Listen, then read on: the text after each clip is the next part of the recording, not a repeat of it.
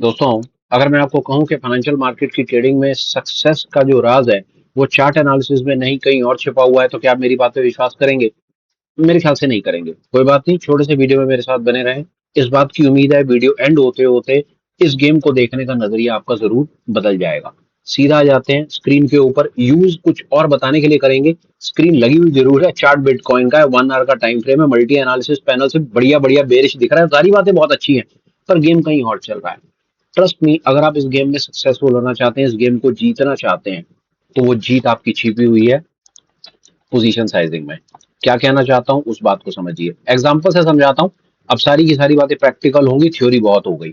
Example, अगर आप 1 लाख रुपए लेकर के ट्रेडिंग की दुनिया में कूदे हैं, 1 लाख रुपए आपकी कैपिटल है, बस ये मेरी ड्राइंग को थोड़ा सा ना बस नजरअंदाज कर दो, बाकी सब बातें ठीक है।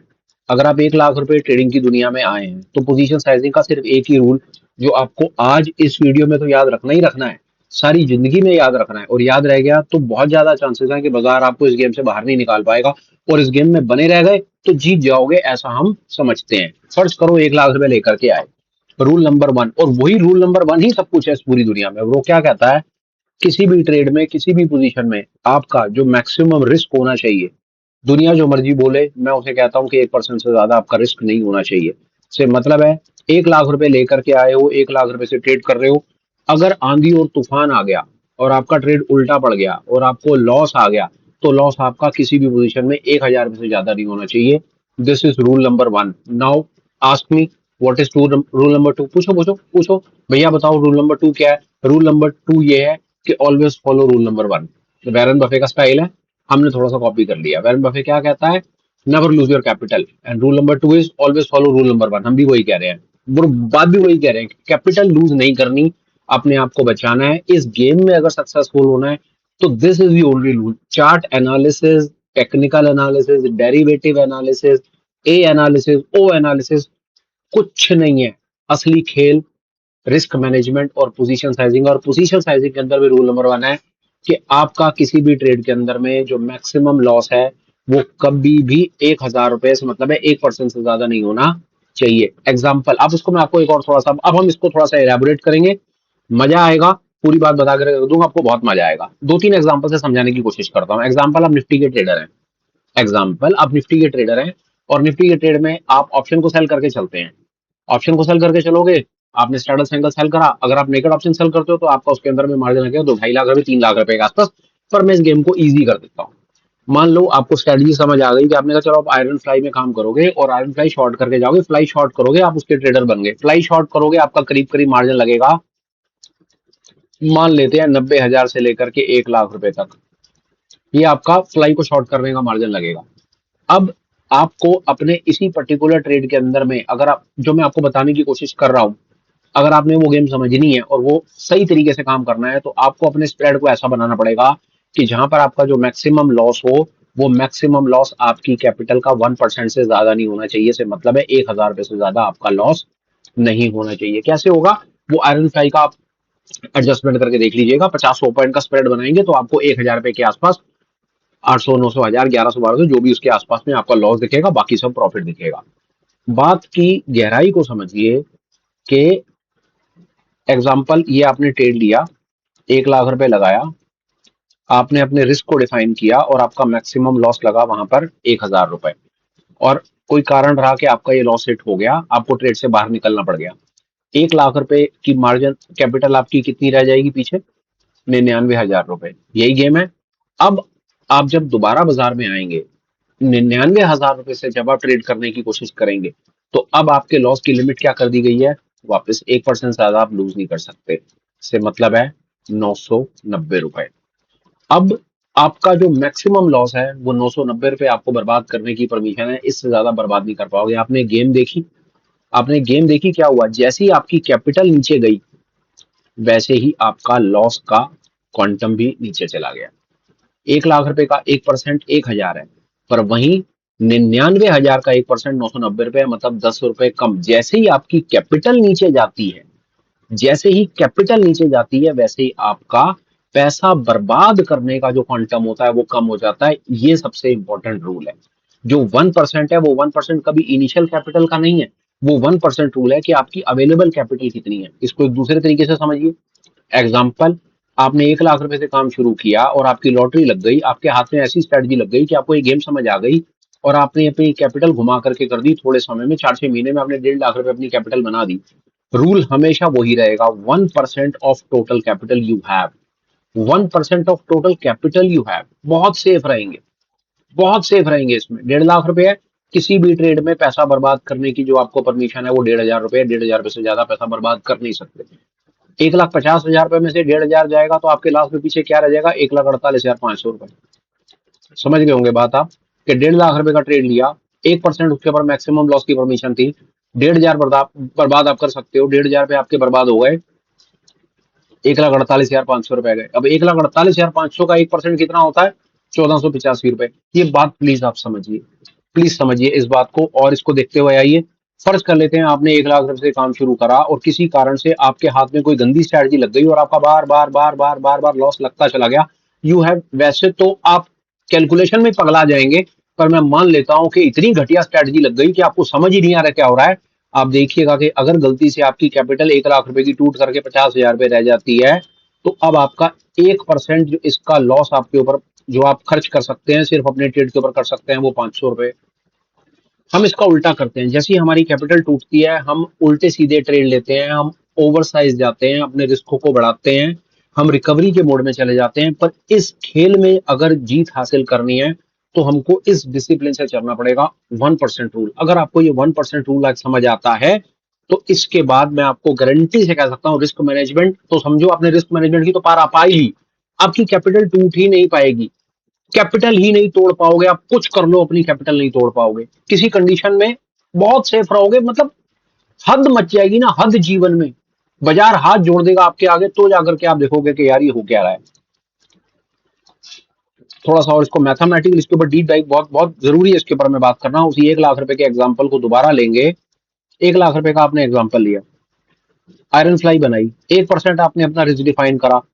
पहली बार आपका जो लॉस लगेगा वो 1,000 रुपए का लगा, दूसरी बार 99,000 रह गया, दूसरी बार आपका लॉस लगा 990 रुपए का। इस 990 रुपए को जब 99,000 रुपए में से हटाओगे तो मैथमेटिकली एक बार करके देख लेता हूँ, आपको पूरी बात समझ आ जाएगी कि मैं कहना क्या चाह रहा हूँ, मेरा पॉइंट क्या है। एक बार थोड़ा कैलकुलेटर पर करके देख लेते हैं ताकि बात बिल्कुल ठीक से समझ आ जाए। मुझे फटाफट ओपन हो जाए, इसको दिखा देता हूँ, फिर आपको एक चीज और इसके अंदर मैं बता दूंगा ताकि ये फॉर्मूला आपका फिट बैठ जाए। जैसे आपका 99,000 था, 99,000 रुपए में से 990 रुपए निकल गए, आपके लॉस के लग गए, पीछे कैपिटल कितना रह गया, 98,010 रुपए। अब ये 98,010 रुपए का जब 1% आप इसको दोबारा लगाएंगे तो बराबर है कितना निकला, 980 रुपए। आप एक चीज देख रहे हैं, 1,990, 980 रुपए 10 पैसे। जैसे जैसे आपकी कैपिटल नीचे की तरफ जाएगी वैसे वैसे आपका, आपकी कैपिटल के ऊपर में लॉस भी आपका नीचे की तरफ जाएगा। लॉस आपका बढ़ेगा नहीं, कभी आपका लॉस नहीं बढ़ेगा, ये लॉस भी बहुत आराम आराम से नीचे की तरफ निकलता चला जाएगा। ये आपकी कैपिटल को रोकने की कोशिश करेगा, ये पूर्णतः कोशिश करेगा आपकी कैपिटल को रोकने की। आप कहेंगे यार ये मैथमेटिकली तो बात समझ आ रही है, पर जब हम इसको बाजार में करने की कोशिश करते हैं तो बहुत हम परेशान होते हैं। उसका आपको एक इलाज बताता हूँ, वो भी आपकी बहुत हेल्प करेगा। आप एक डमी ट्रेड बना करके सबसे पहले, अगर आप ये 1% की चीज अचीव करना चाहते हैं, मैंने मैंने इस पे बहुत दिमाग लगाया, मैं आपको बताऊं, मैंने बहुत बढ़िया करके इसके ऊपर दिमाग लगाया। और जो आज आपको इस वीडियो में बताने की कोशिश कर रहा हूँ ना, कह सकते हैं 6-7 साल में मैं नेट नेट यहाँ पर पहुंचा हूँ। अपने कैपिटल को अगर आप बचाना चाहते हो ना, और इस खेल में अगर आप सक्सेसफुल होना चाहते हो, आपको सिर्फ दो चीजें चाहिए। पहला rule, rule number 1, 1% capital loss. दूसरा, आपको सिर्फ हेज का ट्रेड लेना है और कोई ट्रेड लेना ही नहीं है। आपको सिर्फ सिर्फ सिर्फ हेज का ट्रेड लेना है। जो मैंने आपको एक एग्जांपल आयरन फाई का देने की कोशिश करी, आपको नेकेड, अब आपको क्या क्या ट्रेड नहीं करना है वो आप समझ लीजिए। फ्यूचर ट्रेड नहीं करना है आपको, ऑप्शंस का बाय ट्रेड नेकेड नहीं करना है आपको, ऑप्शन का सेल ट्रेड नेकेड नहीं करना है, कैश मार्केट के अंदर में काम नेकेड नहीं करना है आपको, स्विंग ट्रेडिंग नेकेड में नहीं करनी है। अजीब लग रही होंगी बातें, कई कई दुनिया जान के सेगमेंट्स को मैंने बिल्कुल चैलेंज सामने से करके कह दिया कि ये सब कुछ नहीं करना है। ट्रस्ट मी, ये सारे के सारे फॉर्मूले पैसा बर्बाद करने के फॉर्मूले हैं। आप मानो मत मानो, 10 साल बाद मान लेना, 20 साल बाद मान लेना, जब मानना हो तब मान लेना, क्योंकि जहां पर आप अपनी पोजीशन को नेकेड छोड़ोगे वहां पर आप ओवर कॉन्फिडेंस में जा रहे हो, आप मार्केट से ज्यादा बलवान बनने की कोशिश कर रहे हो और वो आपको ट्रैप कर लेगा। आपको लगता है स्विंग के ट्रेडर हो, बाजार कहाँ जा रहा है, तो फिर अगर ऐसा लग रहा हो तो एक बार कोरोना के दिन याद कर लेना। अगर आपको लग रहा है इंट्राडे के अंदर में कैश का काम करते हो, तो इंट्राडे में ऊपर नीचे कई बार स्विंग मारते हैं ऊपर नीचे, वहां पर वो दिन याद कर लेना। ऑप्शन बाइंग ऑप्शन सेलिंग पर मुझे कुछ कहना नहीं है, लोगों के कोटे भरे पड़े हैं लॉसेस से, मुझे कुछ नहीं बताना। फ्यूचर ट्रेडर, अगर फ्यूचर ट्रेडर की कहानी सुननी हो तो एक बार मार्जिन कॉल जब लगता है और पोजीशन जबरदस्ती ब्रोकर खाली करता है, वो याद कर लेना। अगर आपको इस प्रकार के सारे दर्द से छुटकारा पाना है, तो इन सब दर्दों से छुटकारा पाने का सिर्फ एक ही इलाज है, और वो है हेजिंग की स्ट्रैटेजी। कोई स्ट्रैटेजी सीख लो हेजिंग की, जाओ तेजी खेलो, बुल कॉल खेलो, बुलपुट खेलो, मंदी करनी है बियर कॉल से कर लो या बियर पुट से कर लो, नॉन डायरेक्शनल करना है आयरन फ्लाई बेच लो, कॉन्डोर बेच लो, इससे ज्यादा क्या कर लोगे यार, सोच के देखो यार। अगर आपको नॉन डायरेक्शनल करना है तो आयरन फ्लाई बेच लो, कॉन्डोर बेच लो। अगर आपको डायरेक्शन करना है तो बुल कॉल कर लो, बुलपुट कर लो। बंदी करनी है आपको तो वहां पर बियर कॉल कर लो या बियर पुट कर लो, और ठंडे दिमाग से सोच के देखो इसके अलावा क्या करोगे यार। और जैसे ही आप हेजिंग की दुनिया के अंदर में आते हो, इस खेल को समझते हो, आपको दो बेनिफिट होते हैं। वहां पर हेजिंग की दुनिया में आने से भी आपका बेड़ा पार नहीं होगा, वहां पर भी आपको स्ट्रेटजी अपनी ऐसी बनानी पड़ेगी कि वहां पर आपका लॉस हमेशा 1% के अंदर रहना चाहिए, 1% से ज्यादा नहीं जाना चाहिए। दूसरा स्ट्रेटजी हेज आप कर रहे हो उसके अंदर आपको नेकेड नेकेड नेकेड, अच्छा एक और चीज इसमें बताता हूँ। लोग वीडियो शुरू करेंगे हेजिंग स्ट्रेटजी से, पर देर सवेर आपको कहीं ना कहीं नेकेड पे लाकर खड़ा कर देंगे। यहाँ पर ऑप्शन खरीद लेना, यहाँ पर एक ऑप्शन बेच देना, यहाँ पर एक कॉल की सेल लगा देना, यहाँ पर एक पुट की सेल लगा देना। भाइयों उनसे जाकर के पूछो, भाई कॉल की सेल पोजीशन नेकेड लगाने के लिए या नेकेड पुट सेल लगाने के लिए 1.5 लाख रुपए का मार्जिन लगता है। 1.5 लाख रुपए का मार्जिन हमारे पास नहीं है फालतू लगाने के लिए, हमारे पास मार्जिन ही नहीं है। हम तो 25-50 हजार भी अपनी स्कूटर मोटरसाइकिल बेच करके लेकर आए हैं, हमें तो इसी के अंदर में कुछ करके दिखा। तो पहला मेरा उन लोगों को एक सजेशन भी और सवाल भी कि भैया ऐसी बातें मत बताओ जिसमें रिटेल कम्युनिटी बर्बाद हो जाए। अपनी नेकेड पोजीशन अपने पास रखो, एडजस्टमेंट करने के 50,000 तरीके हो सकते हैं, कुछ सेंसिबल तरीका बताओ कि सामने रिटेल कम्युनिटी सेफ रहे। और आप अपने आप को देखो यार, आपने क्या करना है किसी का, जो आपको ऑप्शन स्ट्रेटजी किसी भी तरीके से कहीं नेकेड पोजीशन में कन्वर्ट करने का, नेकेड बाय नेकेड सेल करने की अगर आपको आइडिया देती है, वो आपको ट्रैप करने की तरफ लेकर के जा रही है, इस बात का ख्याल रखिएगा। हेजिंग समस्या का समाधान है हेजिंग, और हेजिंग में भी ऐसी स्ट्रेटजी जहां पर आप अपने लॉस को 1% के अंदर कंट्रोल कर सकते हो। आपको पोजीशन हेजिंग के ऊपर बहुत सारे फॉर्मूले मिल जाएंगे, कई फॉर्मूले तो मैं भी देता रहता हूँ कि आप एक काम करो, आप अपनी पोजीशन है वो कैश में काम करते हो, तो कैश में अगर आपका लॉस, आपने स्टॉप लॉस निकाला, आपका स्टॉप लॉस 10 रुपए का आ रहा है, तो 10 रुपए के स्टॉप लॉस के हिसाब से आप इतनी क्वांटिटी ले लो, तो इतनी क्वांटिटी से आपका जो है रिस्क मैनेजमेंट 1% के अंदर में आ जाएगा। तो ठीक है, काम भी करता है, अच्छा है, सब कुछ अच्छा है। पर मेरे भाई मैं आपको बात बताऊं, ये वीडियो ना 3:30 के बाद ही बहुत अच्छे लगते हैं, सुबह 9:15 बजे के बाद तो सब कुछ ऊपर से निकल जाता है भाई, जब ट्रेड लिया होता है और स्क्रीन पर ग्रीन और रेड हो रखा होता है। ये है जीवन की असली सच्चाई। 9:15 बजे के बाद बात करेंगे सर कौन सा, अच्छा चलो एक और बात बताता हूँ। सर क्यों ऐसा है कि यूट्यूब के ऊपर स्टॉक मार्केट के वीडियो 9:15 से लेकर के 3:30 तक नहीं चलते, क्यों? 3:30 के बाद तो सारे चलते हैं, सुबह 9 से 3:30 तक क्यों नहीं चलते? इसलिए नहीं चलते भाई, बड़ी साफ बात है, वहां पर लोग रियल मार्केट के अंदर में बैठे होते हैं, स्क्रीन देख रहे होते हैं, हरे और लाल रंग में परेशान हो रहे होते हैं। वहां पर किसी को ज्ञान नहीं चाहिए, वहां पर चाहिए स्क्रीन पर हम अपने पैसे को कैसे बचाएं और 500-700 हजार कैसे निकाल कर लेकर जाएं। अगर आप मेरी बात से सहमत हैं तो कमेंट लिखिए, और मैं आपको वही तरीका बताने की कोशिश कर रहा हूं जो आपको इस बाजार में रोक करके रखेगा। अदरवाइज मर्जी आपकी, 10 साल 20 साल खुला चैलेंज है, जब मर्जी आ जाना। चैनल अगर चलता रहा तो कमेंट लिख देना, और कभी बंद करे तो टेलीग्राम या कहीं पे ऊपर भी कांटेक्ट करके बात करने की कोशिश कर लेना। क्या बताने की कोशिश करी मैंने, मैं आपको रीइटरेट कर देता हूँ भाई, बड़ी साफ बात। टेक्निकल एनालिसिस बहुत अच्छा, सबसे अच्छा, खूब सीखो खूब करो, पर ये आपकी नैया को पार नहीं निकालेगा। टेक्निकल एनालिसिस को सीख करके आप 20-30% अपने स्किल को तो डेवलप कर लोगे, पर इस गेम में लॉन्ग टर्म नहीं चल पाओगे, क्योंकि टेक्निकल एनालिसिस अंततः टेक्निकल एनालिसिस ही है, इसकी लिमिटेशन है, उसी तरह से डेरिवेटिव है। इस खेल में अगर कामयाब होना है, अगर कामयाब होना है, तो rule number 1 is position sizing risk management. Position sizing risk management एक ही जगह पर आकर रुकता है यार, और वो ये है, ऑलवेज रिमेंबर 1% रूल। इस दुनिया का नंबर 1 रूल, स्टॉक मार्केट में कामयाब अगर होना है, this is the only rule जो काम करेगा, बाकी सारे रूल फेल है, मैं आपको बता रहा हूं। अगर फाउंडेशन फिट बिठानी है, फाउंडेशन अगर ठीक बिठानी है, तो रूल नंबर 1 याद रखना, किसी भी ट्रेड में आपका लॉस आपकी कैपिटल का 1% से ज्यादा नहीं होना चाहिए, नहीं होना चाहिए, नहीं होना चाहिए, नहीं होना चाहिए और नहीं होना चाहिए। अगर है तो आप गलत रास्ते पे हो, वहीं रुक जाओ, अपनी स्ट्रैटेजी को रीडिफाइन करो, बंदे बन जाओ, ठीक तरीके से काम करो, और 1% लॉस पहले देखो मैं आपको बताऊं, बड़ी साफ बात, मुश्किल होता है। आपको बार बार आयरन फ्लाई का एग्जांपल देने की कोशिश करता हूं, उसका डमी बनाना, डमी बना करके चेक करना, जो आपके रिजल्ट निकले वो आप मुझे कमेंट सेक्शन में बताना। आपके सारे के सारे सवालों को जो आप कमेंट सेक्शन में लिखोगे उसको पर्सनली आपसे पढ़ना शुरू करूंगा, सबको उसका करेक्ट पर्सनली जवाब दूंगा। पर चाहता मैं ये हूं कि आप एक बार जाकर के कहीं किसी सेंसिबल या कहीं किसी प्लेटफॉर्म के ऊपर डमी ट्रेड बना करके तो देखो यार। अच्छा चलो और चलता हूं, अगर आप में से कोई ऐसे हैं जिनको आयरन फ्लाई बनानी नहीं आती या शॉर्ट आयरन फ्लाई का ट्रेड लेना नहीं आता, कमेंट में लिखो, बताऊंगा, एक वीडियो बना करके डालूंगा और उस वीडियो में दिखाऊंगा कि कैसे शॉर्ट आयरन फ्लाई का ट्रेड बना करके आप अपने कैपिटल के मतलब रिस्क को, कैसे आप अपने रिस्क को 1% ऑफ कैपिटल के अंदर में रख सकते हैं और आराम से अपना काम कर सकते हैं। आपको कोई परेशानी नहीं आएगी, आपकी कैपिटल टूटेगी नहीं, आप जब मर्जी आपका मन करे देख लेना। और जब आपकी कैपिटल नहीं टूटती, आप इस गेम में आगे निकल जाते हैं। एक्चुअली में ये है, ये रूल नंबर 1 हम सबको समझना चाहिए। इसके ऊपर मैं ये बात आप लोगों से करना चाहता था विद होप के शायद यार किसी को कोई कोई बात समझ आई होगी। ये था मेरी तरफ से यार। हाँ, एक बड़ी इंपॉर्टेंट चीज मैं आपको कहूंगा, इस पर्टिकुलर प्लेलिस्ट में अगर आपको कोई सेंस हम क्रिएट कर रहे हैं, आपका चार्ट एनालिसिस का, टेक्निकल एनालिसिस का, फाइनेंशियल मार्केट में ट्रेडिंग किस तरीके से ठीक तरीके से किया जाए उसको देखने का नजरिया अगर हम बदल पा रहे हैं, तो सब्सक्राइब करने का विचार कीजिए, क्योंकि बड़े सिस्टमैटिक ऑर्डर में हम टेक्निकल एनालिसिस को समझने की कोशिश कर रहे हैं। कुछ एक वीडियोस बना दिए हैं, इस पर वीडियो बनाएंगे यार। वंस एंड फॉर ऑल इस किस्से को खत्म करेंगे यार। Once and for all I want to finish off this thing. एक बार सबको बना करके सबके मतलब की चीज दे देना चाह रहा हूं, उसके बाद आराम से अपना काम करते रहो, जीवन में मौज मारो, आगे बढ़ो।